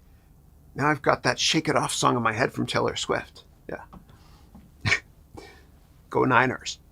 So TJM, Taylor J Music wrote, hey, Chris, when you're internally moving to a different team in a company, do you recommend to renegotiate compensation in the beginning based on the new position? Yeah. If it's a big company, there's not much you can do. But what you can do is this, if you want, to find out what people make in that department. There's a chance you might be able to see that by going to glassdoor.com. And if you notice that you're grossly underpaid and they don't adjust your salary, you can bring that up at some point. Yeah. Don't bring it up right away. Bring it up when your manager has something nice to say. So the best time to ask for a raise or promotion is when you get congratulated on something. And I don't know, say there's a big win for the team. And your boss says, congratulations, and they're in a good mood. You then say, do you have time for a coffee? And then during the meeting, you mentioned them, something along the lines of, I really enjoy our team, if true. We've accomplished a lot together. But as you know, it's really expensive to raise a family here in the Bay Area, wherever you live. And I want to provide the best standard of living I can for my family. As a result, I'd love to ask you, please, to let me know what I need to accomplish, meaning adding more value to the team, in order to get considered for a promotion or a raise. And they'll tell you. And then what you do is you write all that stuff down. And then, 3 or 6 months down the road, if they congratulate you again and you fulfilled all the criteria you wrote down, you ask them for another meeting. And then you say something along the lines of, well, last time we met, you said I have to do yada, yada, yada, get a promotion or a raise. Show me the money. No, you don't say that. Then you say, I'd like to humbly ask you, please, for that raise or promotion. Thank you. Closed mouths don't get fed. Asking you'll receive. It's prophetic. It's been true since the beginning of time. You have to ask. And everybody at your company or any big company that's been promoted over and over again, many times, what you don't realize is that behind closed doors, they do that. They ask for a promotion. If you don't ask, you won't get. The most frustrating thing for my students is, when you're younger and you're in school, you keep your head down, you work really hard. And your parents are proud of you, you're proud of yourself, all that stuff. Then you join a big company and you think, well, it's the same methodology. I'll keep my head down, work hard. And you look around and you realize, hey man, other people are getting promoted or raises faster than me. What's going on? It's because they asked. You have to ask. And I want you to constantly ask for feedback every 3 months. And if you sit down with your boss and ask for feedback every couple months or so, then the probability of you or us being let go goes down materially. Yeah, you'll always know where you stand. Yeah. And if you work at a very big company, there's usually an HR part of your intranet or internal internet. It's an HR portal, which will tell you what you need to accomplish to be considered for the next level. And that should be part of your daily goals. Yeah. Okay. And in the Billions vlog I'm going to be publishing tomorrow, I'm going to be talking a lot in that vlog about how short selling works from scratch using a lot of props, but also an example of somebody asking for a raise from that show and how it works. Yeah. All right. All right. Martin. Hey, Martin. Martin wrote another question for you, Chris. Sure. And by the way, if anybody enters in an internet address, I don't see it. I don't see the message at all. YouTube strips it out. Yeah. But you wrote another question for you, Chris. I see that you've been building some schools in Africa. What? Yes. And so we finished Rwanda last year, and we're now working on one in Kenya, which is about a 6-hour drive from Nairobi airport. Yeah. It's going to be a school for girls in honor of one of my students' mothers. Yeah. Marion Koros. Yeah. You wrote, I see you building schools in Africa. What unique entrepreneurship opportunities do you see in Africa? Yeah, people say it's a final frontier. Definitely micro lending. There's a lot of business development, a lot of tech startups, I think, as well. And so my mission with these schools that I'm building, and they're all solar powered, and eventually when Starlink comes to Rwanda, we're going to use Starlink as well. My mission is to help people start companies there. We've witnessed the death of distance with COVID. You don't have to be in the Bay Area or any tech center to start a tech company. All you need is high-speed internet and a computer. That's all you need. And that's what I provided to my 100 or so students so far in Rwanda in that school. Okay. And then Devon wrote, Chris, thanks for answering. Really appreciate it. My pleasure, man. Thanks for asking. Yeah. All right. Harsh, it's been a while. How are you? Harsh wrote, Chris, how are you? I'm great. Thanks. I'm always good. Do you know someone from Facebook who can help getting Facebook Business Manager and profile unbanned? Yeah, dude, I had that same issue. So what you can do, you go to business.facebook.com. Right. And then you go through the endless menus and you find somebody that can support you. Okay. Make sure you only do this at business.facebook.com. Do not do a search on Facebook tech support, because 2 weeks ago I did this because I run Insta ads and I was convinced I had Facebook on the line. And he told me, all these navigation menus to go through, and I did it. And then he tried to get me a VPN software to install so he could help me. And then he said, okay, now go to your Amex page and go to the gift card part of it so I can verify your payment. And I was like, ooh. So go to business.facebook.com, go through the endless menus until you get somebody live. They are there. Do not search the web for it, though. Yeah. But I've been there, man. It's frustrating. Yeah. Yeah. Yeah. And what you have to do is you got to download the Duo. It's called a Duo password generator as well. Facebook will walk you through it when you get them on the line. Yeah. But I feel you, man. I've been there. All right. And what's happened also is sometimes they'll ask you to send a picture of your passport as well, directly to Facebook, right? But it's got to be a Facebook webpage, your passport. And, yeah. It's got your address on it too, which I had to do. Yeah. Okay. All right. Next up, Vic wrote, Chris, what's a quick explanation of the time value of money theory versus reality? Thanks. Yeah, absolutely. Yeah. So the reason we look at the time value of money closely is because if you calculate how much a company will make cash-wise every single year, well, $100, 10 years from now is worth less today. And the best way to think about it is this. We're going to calculate the future value of $100. So, and this is fake money, like I'm a fake teacher too. So if you have $100 and I tell you the interest rate is 10%, how much is this $100 going to be in 1 year? Well, the future value of $100 in 1 year is going to be $1.10. Okay, good. So you have $1.10 a year from now. What's the present value of that $110 using a 10% discount rate? It's 10%. Or it's of $100. It's $100, right? So present value 100, future value in a year 10% interest rate $1.10. Future value is $1.10. 110. Present value is 100. I didn't get much sleep last night, but what I'm going to do is this. I'm going to show this to you in Excel hell as well. All right. And the best way to explain this, in Excel, you can use present value and future value formulas if you want to. But I want to use something called net present value to show you this with multiple cash flow streams over multiple years. So it is 2024. My God, it's 2024. 2025. So what I'm going to do is I'm just going to forecast. This is years. Let's go out to 2030. Okay. And every year, let's say we're making $100 each year. Okay. So we have a project, say, I don't know, we own a house and we're renting it out and we're getting $100 per year in cash. So if I highlight all of this here, you can't see it's under my face here. There's a face off in the corner. It's a Canadian hockey thing, but it's $700. Okay. So the sum of that is $700. Well, what is all this money worth today?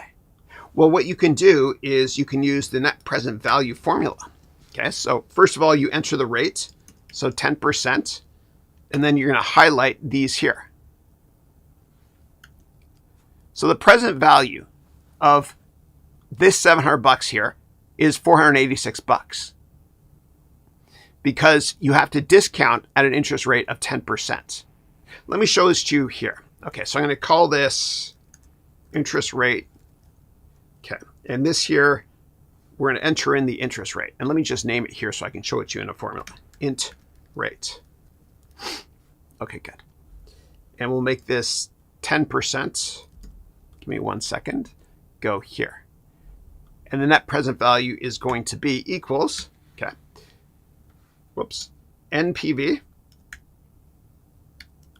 open brackets, int rate, so we can tell Excel to speak English to us, comma, and then we're going to highlight these cash flows here. So if the interest rate is 20%, then the present value is going to be a lot lower. If it's 1%, it's going to be higher. If it's 0%, $700 is worth $700 today. Yeah. So hopefully that makes sense, and play around with that too. And you can always ask ChatGPT to help you with formulas as well. You can tell ChatGPT, in cell 1 I have $900 in 2050. In cell 2 here, A2, write a formula that's going to provide me with the present value of that amount of money today. Yeah, using whatever interest rate. Yeah, I'm happy to go to ChatGPT to show you that as well. And I will get more sleep before next week's call, I promise you.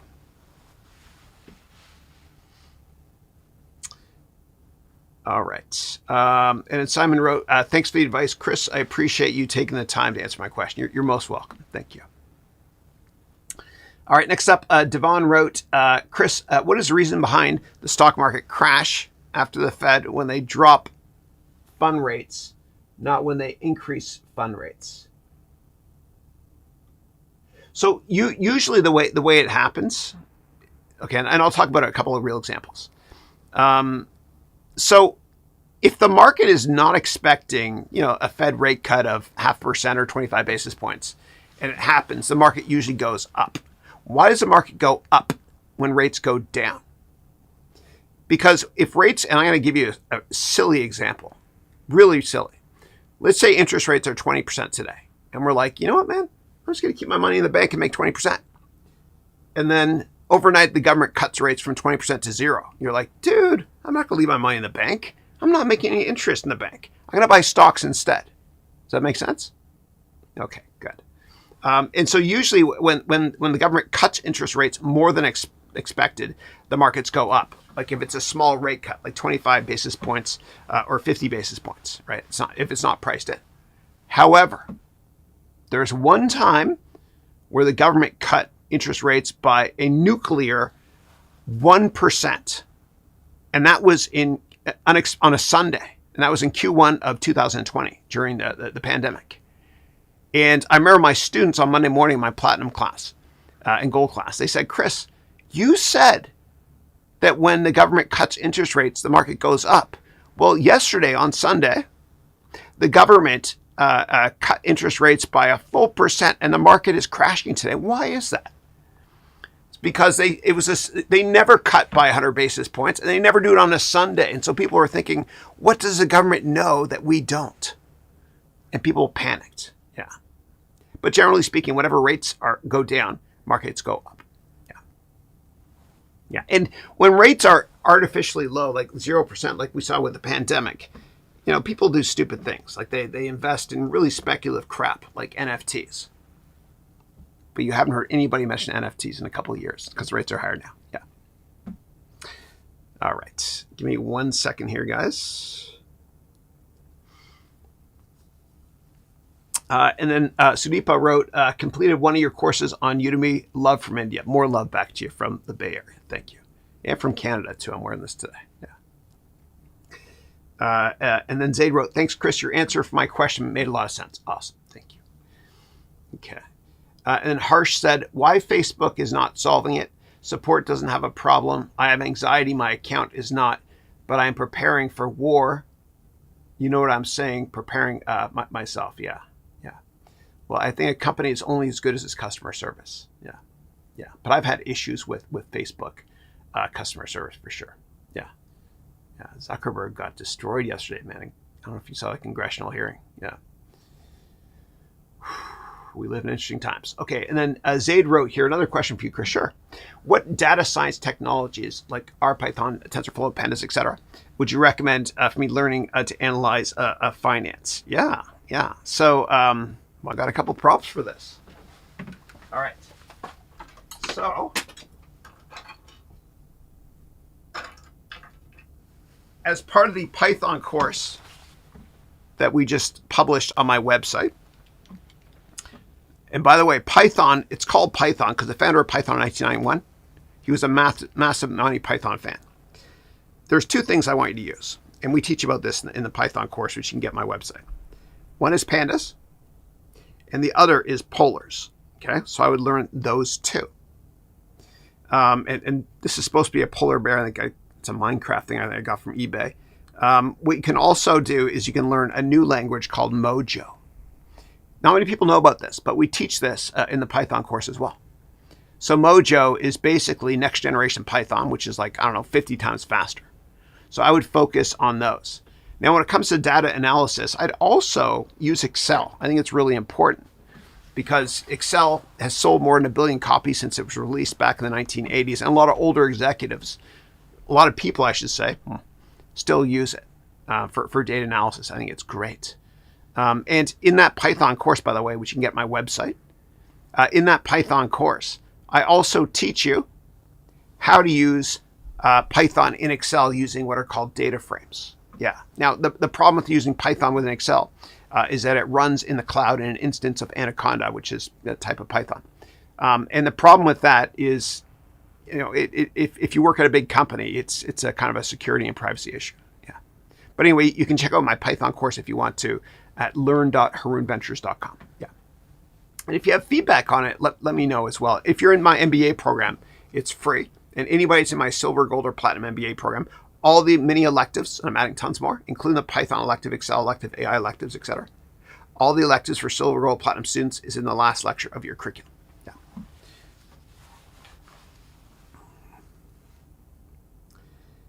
Okay.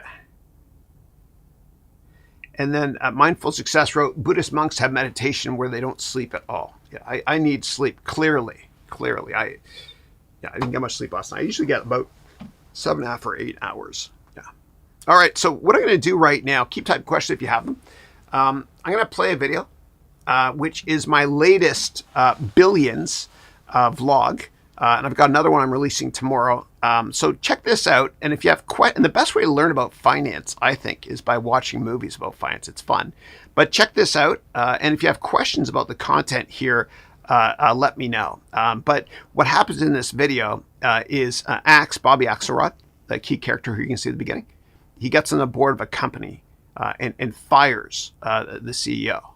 He's an activist investor, kind of like Carl Icahn. Check it out. Here's something they didn't teach you at Stanford, Ben. Whenever you can, put a company in your mouth. Let's talk about finance lessons from the third episode of Billions based on my work experience at Goldman Sachs in New York City and based on my work experience at the top hedge funds in the world. Now, please be sure to comment and like and stick around, because at the end of this video, I'm going to grade the episode for Wall Street realism. What do you think? Not as good as I remember. And that's a problem, because I own a hell of a lot of these things, and I'm about to own more. Now, what Bobby Axelrod said there might be the best investment tip ever. What he means by putting a cookie in your mouth is the best investors often use or try the products before investing in the company. And I'm sure that your best investments have been the ones where you've tried or used the product. And that is exactly what Bobby does in this episode, which I'll explain in much more detail in a second. Now, in this episode, we learn about how an activist hedge fund investor thinks as Axelrod buys a large position in a cookie company called Yumtime. And he does this so he can bully the management team and make a fortune. And the CEO of Yumtime is about to freak out as he finds out about Axelrod's investment in his company. Word is, Bobby Axelrod is up to a 4.9% stake in Yumtime. Now, the CEO freaked out here because there's a law that if an investment firm like Axe Capital owns 5% or more of a company in order to get voting rights and change how the company operates, then Axe Capital has to file what's called a 13D on SEC.gov so that we as investors can all get access to this information. And the new law in 2024 is that you have to file a 13D within 5 days of owning more than 5% of the company. And this Yumtime CEO knows he's out of the job if this happens. And the second this happens, the stock usually goes up big time if a well-known activist like Carl Icahn's firm files a 13D on SEC.gov. And when this happens and a reputable investor like Bobby Axelrod invests, then many other hedge funds often buy the shares, causing the stock to rise big time. And when you buy a large stake in a company, you can get a board seat and bully the management team in order to unlock shareholder value, meaning make the stock go up. As members of the board of Yumtime, you must want to know if my acquiring almost 5% of your company is a vote of confidence. It isn't. Now, it's crucial for investors like us to know if a 13B has been filed for a company that we're investing in. So how can we check if an activist investor has filed a 13D? Well, step 1, go to SEC.gov. Step 2, enter the company name, like GameStop, for example. Step 3, select ownership disclosures. Step 4, select all beneficial ownership. Then what you do is you click on the 13D for more detail. Now here we see in this example that activist investor Ryan Cohen filed that he owned 9% of GameStop back in 2020, which eventually caused GameStop to rise almost 30 times, yes, 30 times, in the month of January of 2021. So as part of your investment research on companies, please monitor 13D filings on SEC.gov. Mr. Axelrod is prepared to increase his position and file with the SEC. Accurate. Activist hedge funds can be ruthless, and top activist investor Carl Icahn once said this: CEOs are paid for doing a terrible job. If the system wasn't so messed up, guys like me wouldn't make this kind of money. There's a road for all of you being out on your... And this is brutal, but activist investors argue that this is good for the capital markets from a Darwinian perspective, because this enhances shareholder value. And some argue that this enhances the economy as well, because the most competitive companies rise to the top. And as Machiavelli once said, the end justifies the means. Yumtime profits have declined 8 years running, while executive compensation has soared 300%. So this here is an income statement, and there's 2 ways to increase profits, meaning net income and the bottom line here. One way is to grow revenue here, which is also called sales. And the other way is to cut expenses like sales and marketing, research and development, and general and administrative expenses. And Axelrod wants to increase profits partially by cutting G&A, meaning general and administrative expenses. And CEO compensation is often part of G&A. Hutch Bailey III is the CEO and will be until he decides otherwise. Now, Yumtime's CEO is the grandson of the founder and the son of the previous CEO. And skeptical investors hate nepotism, as they often say that the first generation makes the money, the second spends it, and the third has none. And to make matters more interesting, Axe's enemy, the district attorney's father, is good friends with the Yumtime board member. Bobby Axelrod knows about you and me. And some crooked billionaires aren't just interested in making a fortune. It's about power. And when you have power, people will always try to take it away from you. And the genius of this show is that it is so well researched, as many hedge fund billionaires' favorite movie is Highlander, which is a fictional movie character that has unlimited power. It's like Highlander. There can be only one. Accurate. Power is the ultimate currency. Now, once you make your fortune, then what's next? Maybe it's running for office, which of course is what happens with Mike Prince in a couple of seasons. Let's go back to Axelrod versus Yumtime. Now, here Axe will try to reason with an influential Yumtime board member. And most successful people understand that you need to bond before discussing business, as he does right here. Rachi? The true way you make a pizza Napolitana. This place is the pizza of my youth. In fact, before you go to a meeting with someone for the first time, what I want you to do is this. Go to their Instagram profile or X profile and see who they follow. If it's baseball, discuss baseball with them. And to learn how to network to get anything you want in business, please download my networking book for free from this source here. And nothing is more important in business than bonding and networking, which they don't teach you in business school.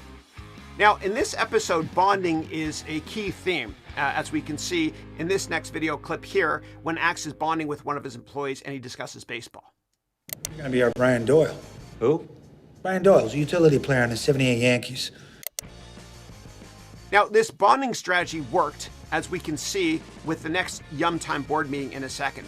But watch this clip here, where Axelrod bonds over dinner with one of the board members of Yumtime. When I was 11 years old till I was 14, I was a paper boy. And when I finished my route, I'd pick up a Yumtime scrumpet. And this bonding strategy worked, as we can see with the next Yumtime board meeting. Streamlining inefficiencies and trimming bloated executive compensation and perquisites, beginning with the corporate jet. So they boost profits by cutting G&A, meaning general and administrative expenses. And as this gets smaller, profits rise, and so does the stock. I move that effective immediately, Hutchinson Bailey III be removed from his duties as Chief Executive Officer. Now, the influential board member votes to eliminate the CEO, so Bobby's threat of filing a 13D actually worked out. Is there a second? Second. All those in favor? And Axe gets his way, and the best business people are often unemotional. Now, the best investors are often highly unemotional as well, and the worst performing investors and executives are really emotional. And so most investors are emotional, and they sell their stocks at the worst time. And as Warren Buffett said, the New York Stock Exchange is the only store in the world where consumers sell stuff when it goes on sale. Buffett also said that you have to be greedy when others are fearful and fearful when others are greedy. Emotional business people lose money. And Axelrod. Well, now you're off my Christmas list. And to add insult to injury to Axe's enemy, Chuck Rhodes, this happens. I now move to remove Evelyn Benson from this body and delegate her seat to Robert Axelrod. What? Axe got what he wanted without having to increase his stake in filing a 13D, so he saved a ton of money on potential massive legal expenses. Let's talk about grading of this episode for Wall Street Realism with a buy, hold, or sell rating. The threat of filing a 13D is real, and it terrifies CEOs as they don't want to be fired and they don't want new board members to bully them. And this is exactly what activist hedge funds do, and this is what Axe did in this episode. As a result, I'm going to give this episode a buy rating. Please like, comment, and subscribe, and I'll see you soon in our next reaction video when we react to episode 4. Thank you. Now, one of the top mutual fund portfolio managers in the world that's made a fortune investing, his name is Peter Lynch from Fidelity. What he used to do is he used to try and use the products before investing in companies. And to learn how Peter Lynch made a fortune investing, please read this book. It's called One Up on Wall Street, which has a subtitle here of How to Use What You Already Know to Make Money in the Market. And I promise you, this book here will help you massively outperform the markets based on this concept.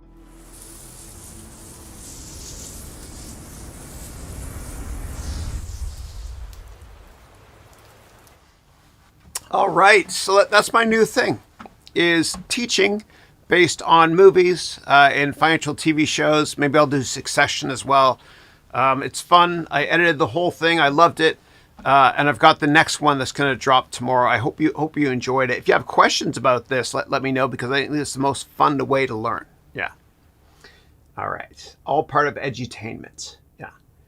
All right. Yeah. Somebody asked me, what was that I just played? Yeah. So that was from a television show called Billions, and there's 83 episodes. And so on my YouTube channel, I have a series called Wall Street Pro Reacts To, and I've done Wall Street Pro Reacts to Wolf of Wall Street, as well as the movie Wall Street. And the first 3 episodes of Billions, episode 4 is dropping tomorrow. There are 83 episodes of Billions in all 7 seasons.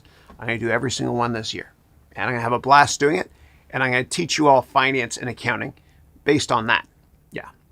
And of course, I have tons of other courses coming out as well, but it's fun. Okay. I don't have a job. I have a passion.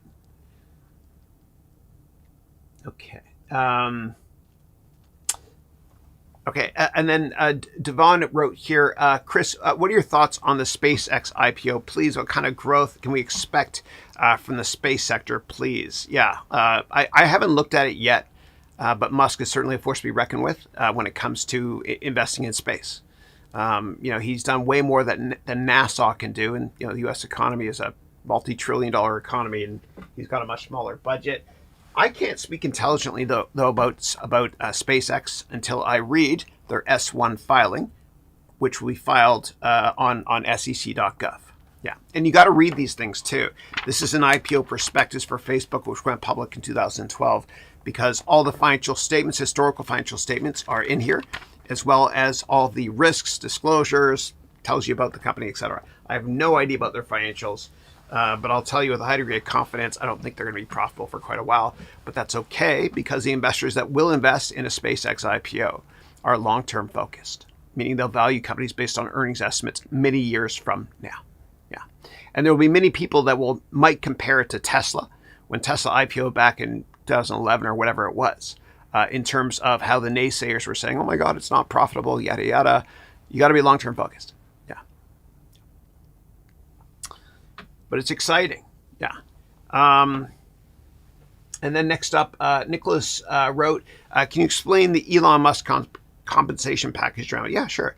So Elon Musk, I think he was given a compensation package of $56 billion, which was massive. And I'm just finishing his book, by the way, by Walter Isaacson. It's a 20-hour Audible book. I recommend you all listen to it. It's great. He got a massive compensation package because the stock had hit a certain level to get it, which is fair game, I think. And so what's happened is a Delaware-based court has basically put into question the ethical merits of that compensation package. And it's scary because this could set a big precedent in terms of, can the courts and shareholders basically question compensation? And we don't want that to happen longer term. Yeah. But to be intellectually honest and objective and fair, I don't really know what the ethical issues were yet with that compensation package. I need to look into it. Yeah. And I know that separately, Elon, there's been so much news about him this week I got to catch up on. He wants to move Tesla's headquarters from California to Texas. And then also with, God, this guy does a lot, with Neuralink. Apparently, they did the first implant of a chip in someone's brain. Yeah. Yeah. But we don't know who that person is or what the impact has been. This guy does a lot, man. And we forget also that he was one of the founding members or investors in OpenAI, the company that makes ChatGPT. What hasn't he done? It really is amazing. Yeah.